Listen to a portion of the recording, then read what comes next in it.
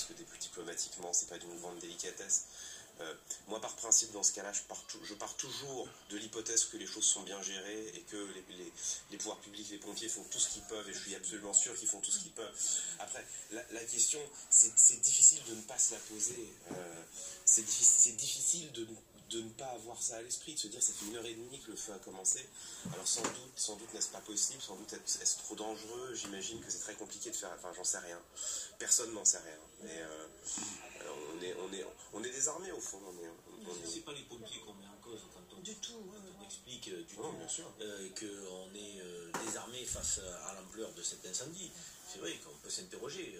Pourquoi il n'y a pas un Canadair bon, et peut-être qu'on ne peut pas, mais on a le droit de se poser la question aussi. J'imagine qu'on peut pas. Sans mettre en cause les pompiers, c'est pas les pompiers, c'est le moyen dont ils disposent. Sur la vitesse de propagation des flammes, se demander comment un certain nombre de conditions de sécurité n'avaient pas pu être mises en place de manière optimale. Enfin, c'est terriblement poignant de voir effectivement une partie du patrimoine, une partie de l'héritage que les Français se transmettent d'une génération à l'autre. Les conditions de survol de la capitale sont pas aptes, la direction des vents, etc.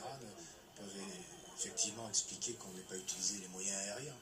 On a un petit mot de Camille Pascal. Bonsoir, vous êtes historien, Camille Pascal. Quand vous voyez ces images de la cathédrale Notre-Dame de Paris en flammes, j'imagine, vous êtes dans la même émotion que nous tous. Non mais Laurence, c'est le cœur de la nation qui est en train de brûler là.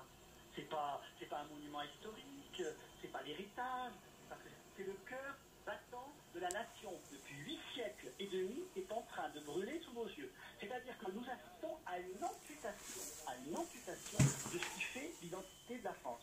Depuis 8 siècles et demi, la Notre-Dame de Paris protège la France et Paris. Et depuis 8 siècles et demi, les cloches de Notre-Dame sonnent pour les malheurs et les bonheurs de la nation. Et encore récemment, le glas de Notre-Dame a sonné après les attentats terribles de 2015. Et là, qu'est-ce que nous voyons? La cathédrale s'est effondrée, mais il n'y a pas une guerre, ni la Première Guerre mondiale, ni la Deuxième Guerre mondiale, ni la Révolution française, ni la guerre de 100 ans, qui est atteint à ce point Notre-Dame de Paris.